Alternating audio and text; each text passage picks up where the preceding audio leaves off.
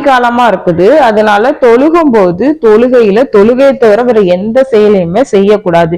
இப்படி இருக்கிற பட்சத்துல எச்சில் துப்புறதோ இல்ல மூக்கு சிந்துறதோ இது மாதிரி ப்ராப்ளம் இருக்கும்போது நீங்க என்ன பண்ணணும்னா, நபி ஸல்லல்லாஹு அலைஹி வஸல்லம் அவங்க பள்ளிவாசலுக்கு வரும் பொழுது அங்க எச்சில் உமிழப்பட்டு இருக்கத பார்த்துட்டு அதை அவங்க சுரண்டி எடுத்துட்டு சஹாபாக்களை பார்த்து சொன்னாங்க, நீங்க அல்லாஹ்வை முன்னோக்கி தொழுதுட்டு இருக்கீங்க, அல்லாஹ் உங்களோட இருக்கா இல்ல நீங்க அல்லாஹ்வை பார்த்து தொழுதுகிட்டு இருக்கீங்க, அதனால உங்களுக்கு எச்சில் ஒருவேளை வந்துச்சுன்னா கிப்லா பார்த்து துப்பாம உங்களுடைய இடது புறமா அல்லது உங்களோட காலுக்கு அடியிலையும் நீங்க துப்பிக்கிறங்க அப்படின்னு அனுமதி கொடுத்துருக்காங்க. அதனால உங்களுக்கு ஏதோ சளி பிரச்சனையா இருக்குது அப்படின்னா தாராளமா எச்சி துப்பிக்கலாம். ஆனா முன்னாடி உள்ள காலத்துல எல்லாம் பள்ளிவாசல் அப்படிங்கிறது ஒரு மண் இருக்கும், கீழே தரையெல்லாம் மண் இருக்க மாதிரி இருக்கும். இப்ப எல்லா இடத்துலயும் டைல்ஸும் தரையும் இப்படி டெவலப் ஆயிடுச்சு.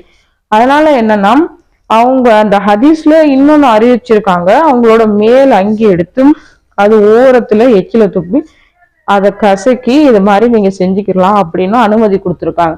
அதனால நீங்க சளி பிடிச்சிருக்கு அப்படின்னா தாராளமா ஏதாவது ஒரு கர்ச்சிப்பை உங்களோட கையிலயோ இல்ல உங்களோட பாக்கெட்லயோ எதுலயோ நீங்க வச்சுக்கிட்டு உங்களுக்கு சளி வரும்போது தாராளமா நீங்க சிந்திக்கலாம்.